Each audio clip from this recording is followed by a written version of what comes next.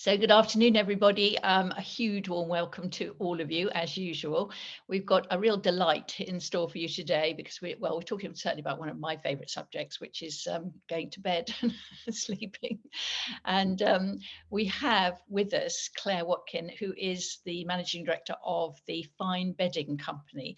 Now, I discovered this morning that she's the fourth generation of her family to be running this business, which I think is absolutely brilliant in this day and age. It was started by her great-grandfather. So I'm going to hand straight over to Claire to introduce herself, but also to tell you a little bit about this amazing company that's been going so strong for so long. So Claire, welcome, and tell us all about the Fine Bedding Company. Hello, and thank you very much for having me here today. It's wonderful to meet you all.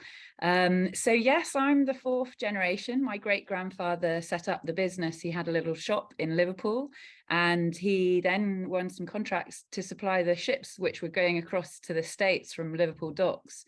And so he was very much entrepreneurial by nature, setting up new elements of the business. And 64 years ago, my dad joined the business. He's turning 80 at the end of March. He joined the business, family business, and then there was a bit in the corner which was making all this mess with feathers flying everywhere. I think they were keen to tidy it up, and he said, well, I'll buy it out. I'll take away the feathers. And that was in the early 70s. And that was when we were starting to move from blankets to eiderdowns filled with feather. And so that's quite a while ago. The business has evolved and developed, and he's very much the entrepreneur by nature. But he has sort of retired, always an idea. I've been managing the business since I was about 29 now, so quite some years, and we're very much focused on how can we make people have a better bed and more luxurious, but it's really about how do we get a better night's sleep. Brilliant. So I'm going to start with pillows. Pillows being a very favourite subject of mine. I always take a pillow with me wherever I go, whenever I, am not sleeping in my own bed. And I feel this is an essential item, so I'm really keen on this. And the questions we had about pillows were very much to do with comfort and pain, and the way to minimise one and maximise the other. Obviously, you know which way around that is. So I'm going to come to you, Claire, and just ask you about pillows. Is there such a thing as a perfect pillow? And what can you do with pillows to reduce any kind of nerve pain or cricks in your neck or problems that you have with that area of your body? Absolutely. I think for those that have found their perfect pillow, the right thing to do is take it everywhere with you, as you do, Tricia, because when you come across a pillow, you might stay with friends or family or in a hotel. And if you get a pillow that doesn't suit you, actually, that's when you can really sort of wake up with that crick in your neck. So what the recommendation is really we find a pillow that gives us the right spinal alignment. So if you're sleeping on your side, if you can imagine that your spine is as level as possible, what you don't want is your head cricked down or too high up. So you don't want to put sort of two pillows and find yourself sort of with your head cricked up too high or with it too low.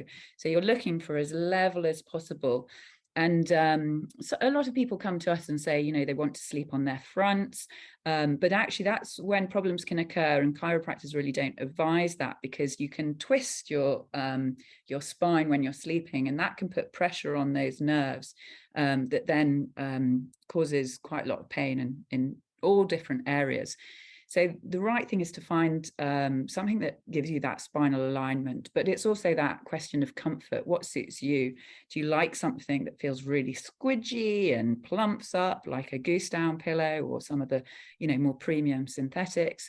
Or do you like something that actually is really quite firm and quite hard? And what a lot of people are now doing is they're doing ranges which you can choose soft, medium or firm, so that you find the best product that suits you. But absolutely, when you find that perfect pillow, hold on to it, remember the name. We have people who come back year after year because they don't last forever. That's the other thing is remember, they won't last forever. They do get quite a lot of impact and pressure from the weight of the head. So, you do have to refresh them, sadly, over a couple of years, but it's worth, finding them and keeping them with you. Well, I'm certainly very keen on that. And I just love the pillow that I have, which is actually quite soft and is made of, I think it's down. So any thoughts about that difference between, this was a question we had, feather and duck and feather and down. No, not feather and duck, feather and down. You know what I mean? Duck and goose or feather and down. Yes, well, Goose, it's all a feather and bit confusing, and people say, oh, it's as soft as feather, but actually what's feather has, feather is the one with the quill in it, and some people will find that they've got a feather and down duvet, and sometimes they say, oh, I just don't like those quilly bits, the prickly bits that poke through. So that's often the feather that can poke through. So with some duvets have a high percentage of feather in them, but what you really want is the down. So down is the very fluffy part it actually comes off the breast of the bird, and all our products are from a byproduct of the meat industry as well. So that's really important to us about the sourcing of our down, and that's something we're very proactive about. But that's what gives you the very, very soft, lightweight filling. And for a pillow, you probably need a good mixture of both, because you want that support. If you have just down, it tends to be a bit too soft. But with a duvet, you want as much down as you can, but obviously that's the most expensive part. So what we're doing is developing fillings that feel like down, but don't have that premium price point attached, that are beautifully lightweight. We like to develop the very lightweight fillings. And then the difference actually between a duck and a goose is that actually the geese have the largest cluster. So those are the most fluffy, and they sort of, if you have down and you take it out, I've probably got some around here because this is our showroom, it just goes everywhere. It's a nightmare. It just sort of floats away. And so, when you go into the factory, the hardest thing is actually keeping it in the right place, as I mentioned before. So that's really the difference, that goose is more premium than the duck, and of higher quality. And actually it's something that, a duvet should last you, 20 years with the right care and treatment for it, and laundering in the right way, if it's a premium goose down. So it is a sort of a real investment piece. Mm-hmm.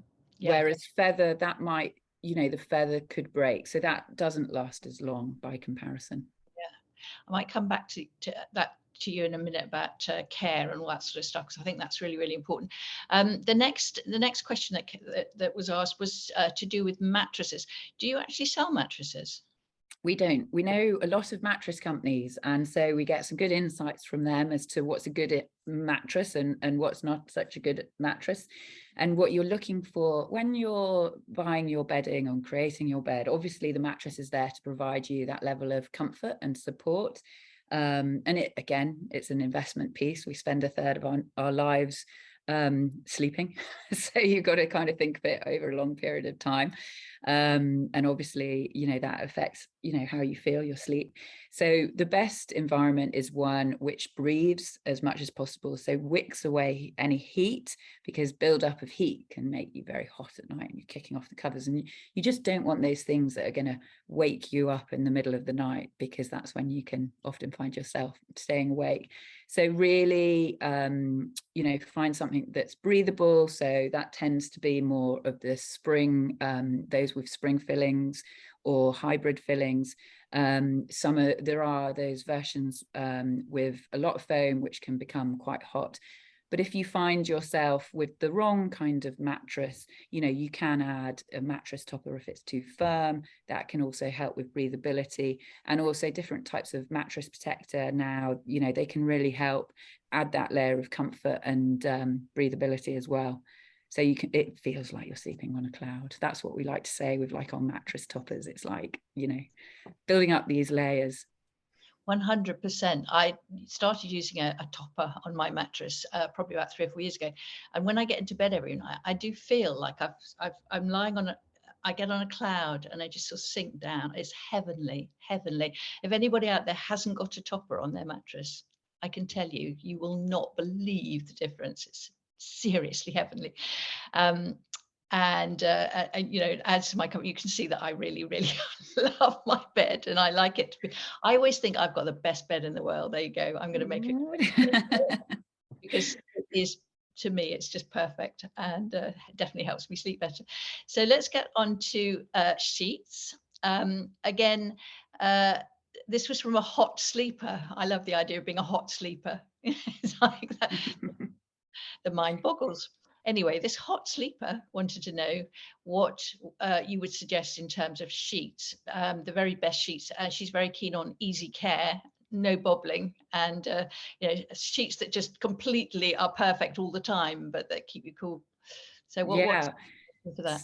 Well, so a lot of people look for thread count when it comes to sheets, and again, the highest, most expensive ones, it's like 1,000 thread count. But if you try and wash them, if you try and care for them, it's quite a process to sort of iron them and bring them back to life. So if you're a hot sleeper, and we hear a lot about hot sleepers, so for instance, that could be you're on medication can cause that, of course, going through menopause and hot flushes. And also different partners, men have a higher metabolic rate than women, so they give off a lot more heat than women. So those are the sort of hot sleeper category. And there again, actually it's better to have some of the looser constructions which allow the heat through, so like a 200 thread count, or for instance some of the slightly higher, but what they call a sateen weave. It's very, very soft. It also means that it's easier to iron. And what we do, we also put on a special treatment which increases the breathability of the sheet. So cotton becomes more breathable with time as you wash it, but actually what we add allows that breathability from the moment that you buy it. So again, it's about wicking away that moisture, because we actually do release quite a lot of moisture as we sleep, which is something we don't like to think about. But then the easy care is brilliant. And for those that actually have iron sheets all your life, we have a revolution, which is the coverless duvet. So they have no covers. You just wash the whole duvet. And we've found, these are really popular from age 3 to 99. We have reviews, although I don't think 3 or 99-year-olds rate the reviews.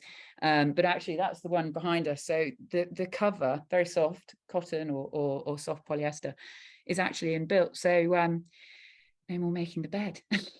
It's fantastic for friends coming over, grandchildren, making your children's lives easier, spare rooms, just anyway, anything to make life easier. Yeah, none of that struggling to get a duvet cover on, which absolutely, try many different methods, and you just need time, don't you, to get it right. That sounds very amazing. And that would fit into a washing machine? Yes, all sizes fit into a domestic washing machine, so that you can wash them at home. It's much easier. And it means, no more wrestling with the sheets and losing, socks in there or whatever it is that you find in the bottom of the duvet cover. Absolutely. Yeah, that sounds fantastic. And that sort of answers my next, well, it doesn't really, but if you've got a normal duvet and you put a cover on it, just tell me a little bit, a couple of things. One is weight and the seasonal aspect of, you go from winter to summer and you've still got the same cover on your bed. How do you deal with that? And just tell us a little bit more about the your guidelines for cleaning and all that sort of stuff, keeping them fresh. So shall we start with the weight of it in terms of the seasons and so on? Yeah, so we measure the warmth of duvets with what's called a TOG testing machine. And what that does is it passes heat through the duvet, and then you've got sensors above. So we've actually got one of those in our factory. And the different fillings need different weights. So it's not always the weight that makes the heat. If you've got a fine filling, you need less of it. So we measure the TOG. And a sort of guideline is that a 10.5 TOG is good for all year round, but when it comes to summer, that's when you might like a 4.5. If you live in Scotland, or if you're particularly cold at night, if you have, like solid walls and less not double glazing, then you might like something, like a 13.5 TOG. It's finding what's right for you, because you don't want to be waking up too cold. back to the family, my mum actually invented what's called the 4 seasons duvet, and it's a summer duvet and an autumn duvet, and they pop together, and they actually patented this many years ago, back in the 70s. So I think the patent ran out a long time ago, but that allows you to have that sort of winter warmth as well as the summer and autumn. And that's, everybody sells those nowadays. It's as I say, the patent ran out, but yes, I'd say lightweight for the summer, and then you're looking for warmer. What you can do though is obviously layer up with a blanket over the top, and that means that you can adjust much more easily.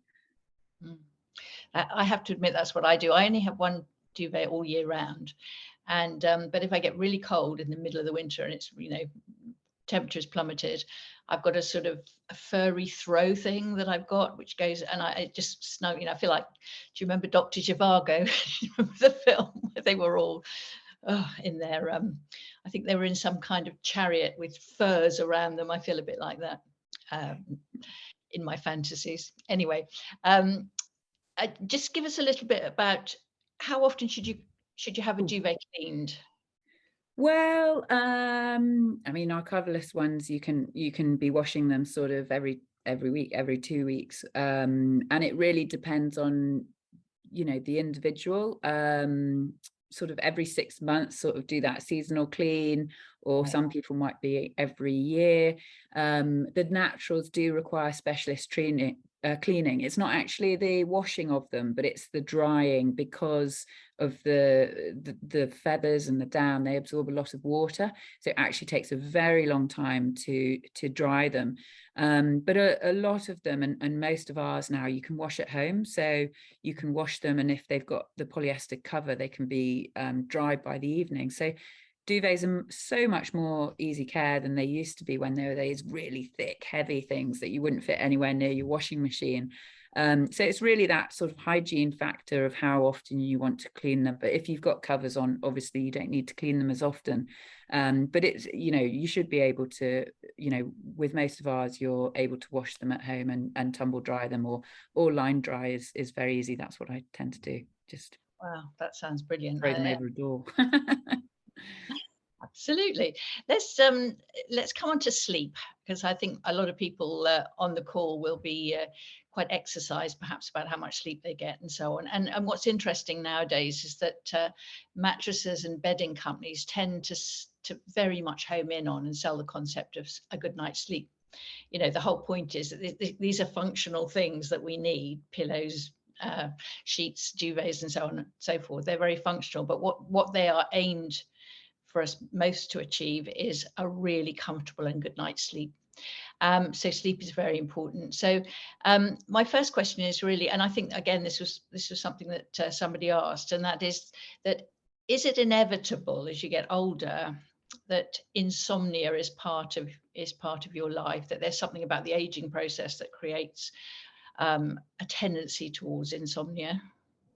I think when you're sort of between 18 and 65, they generally say it's sort of 7 to 9 hours sleep, but over that age it tends to be less, more between 7 and 8, and it's not really clear whether it's because you're waking more frequently, or actually that it's the body that requires less sleep. That sort of piece of research is still ongoing, and there's so much that isn't understood about sleep yet.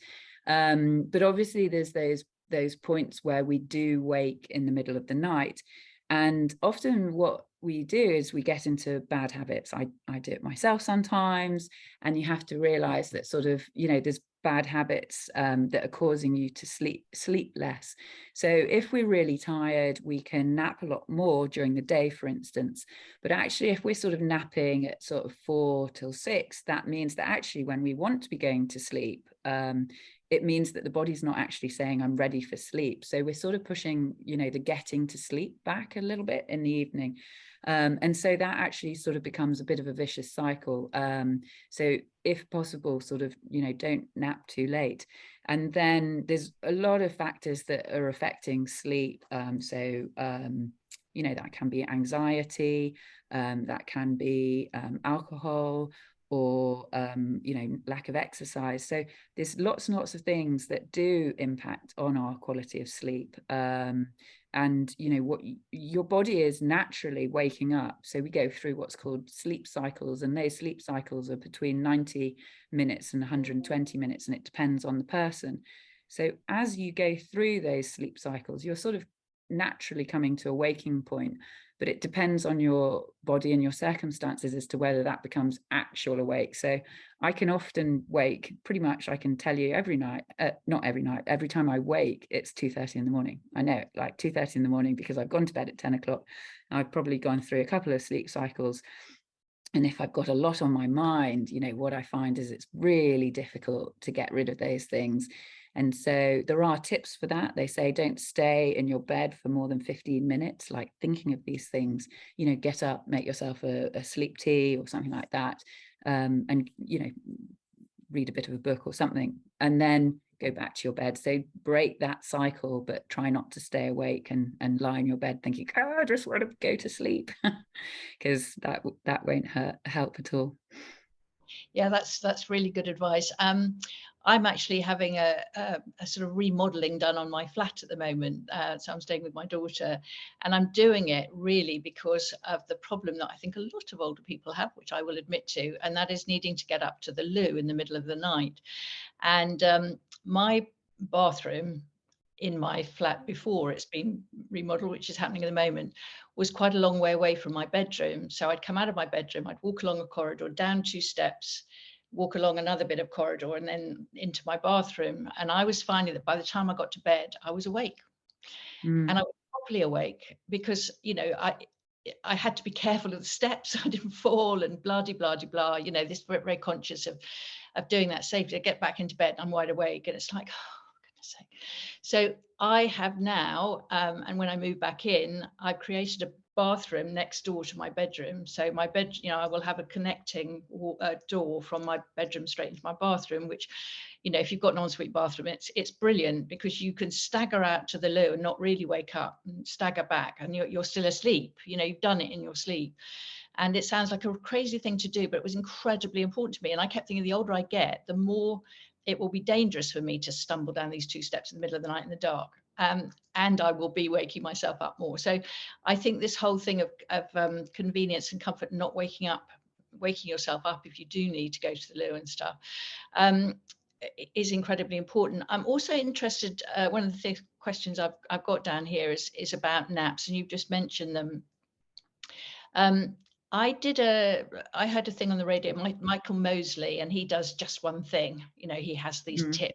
If you change something, do just one thing. And one of his was to take a nap, but quite a short nap, almost like a power nap, so that you get a post-lunch dip and you feel desperate to close your eyes or whatever. Do so, but keep it quite brief. And that way you'll get the benefit of having a bit of a switch off, your brain just switching off for a bit, but it won't affect your sleep later. And I think if you feel very tired after lunch and you're in the habit of sort of lying down and having a good long ziz, I think then you can get into a cycle where you don't sleep very, very, very well at night. Would you agree with that? Yes, there's actually, they call it something like a nappuccino. If you have a coffee and then have a nap, by the time the caffeine kicks in after 20 minutes. But no, they don't want you to get into this deep sleep, because then again, it's affecting your sleep later, but it's just giving you enough rest to carry on, rather than, if you do have a sort of 2-hour nap, you can wake up feeling, destroyed. When I had small children, that's what we did, but just to catch up on sleep, but you didn't necessarily feel any better. So yes, I think it's really interesting actually, the programs that he has done, and they're definitely worth watching. Yeah, they're good. I write a blog every week. So what I do is I wait for the next series, listen to them all, and then I note them, and then write them up as a blog, because sometimes people don't hear them, or they want to know what the detail is without listening to each program.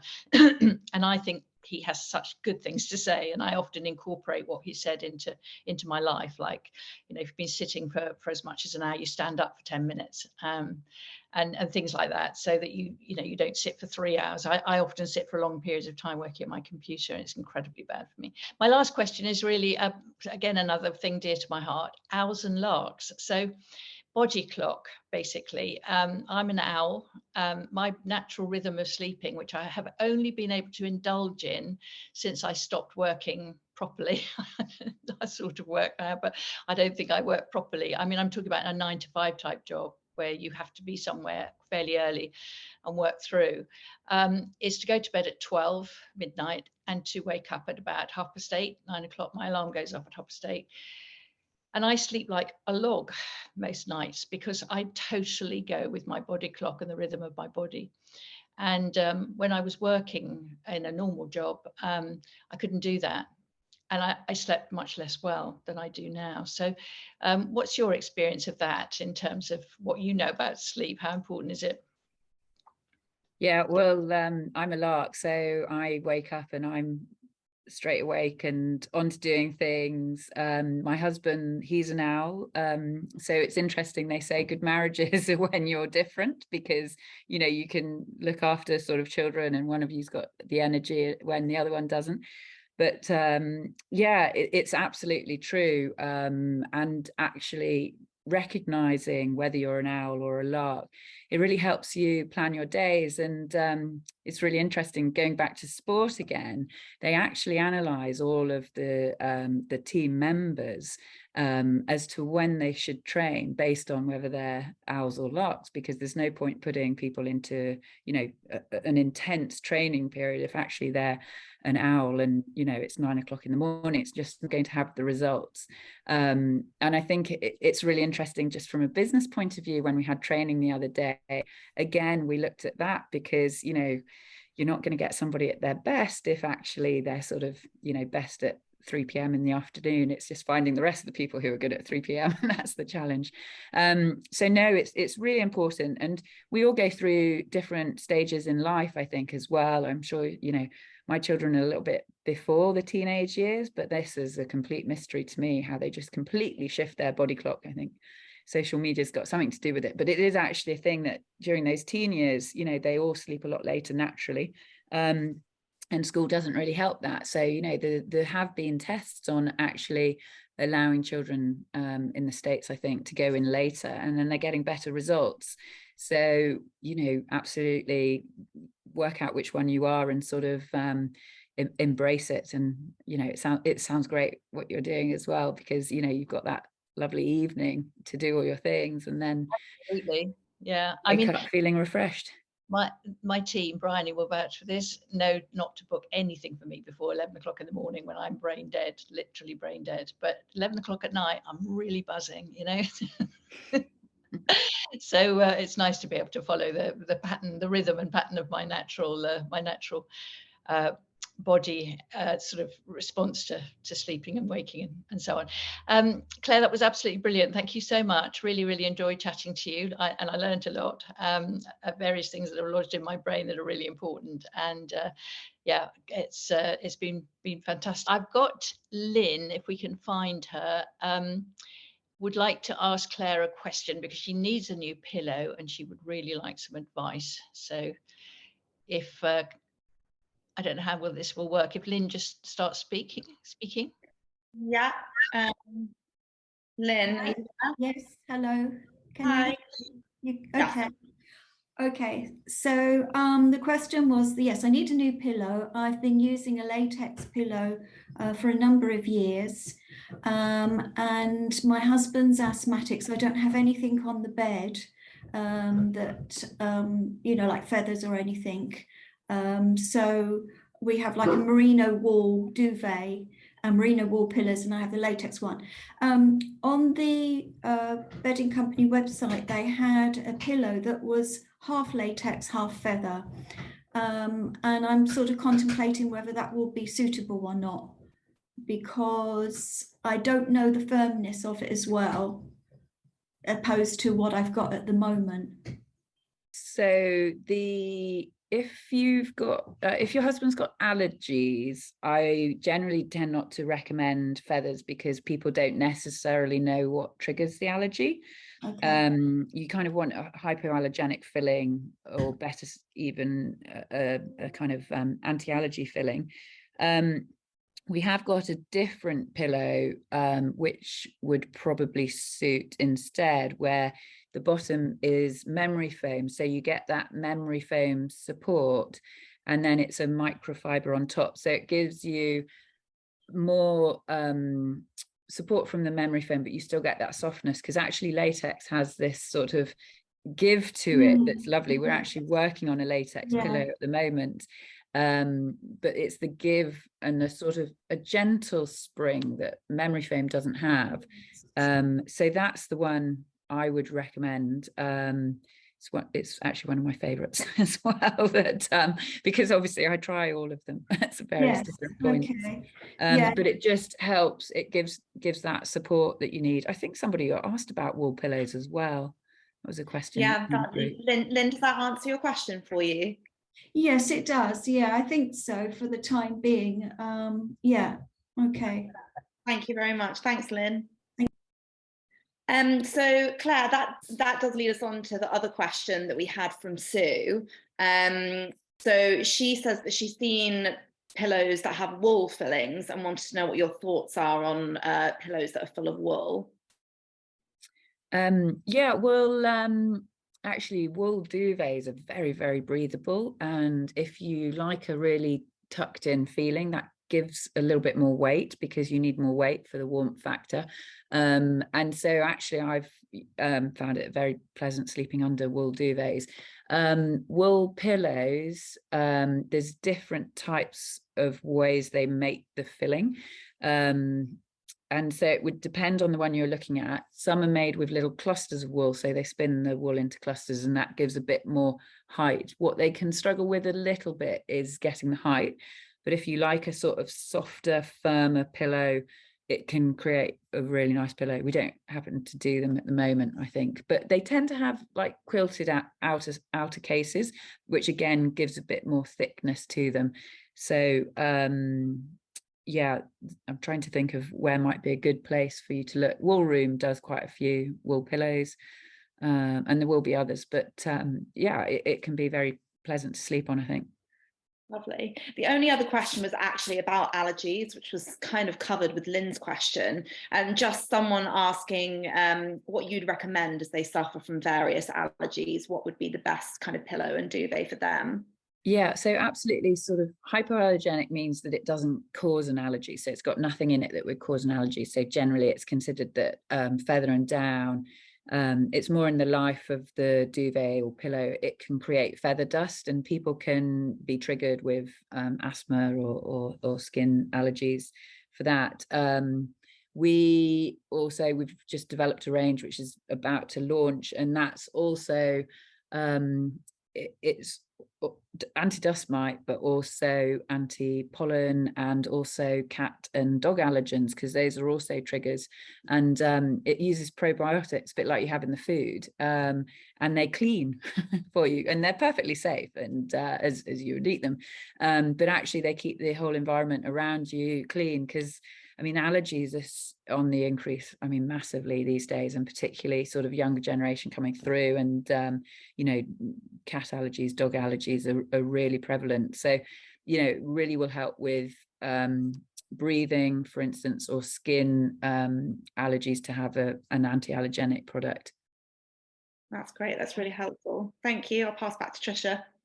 Thank you. So it's a bit like Yakult for your bed, is it? Yeah, yeah. It's sort of, it's amazing though, because what it does is when it goes on, you know, if you clean your room with an antibacterial spray, sometimes, you know, that spray will work, but the next day if you've left a bit and there's, you know, some bacteria there, it will spread again.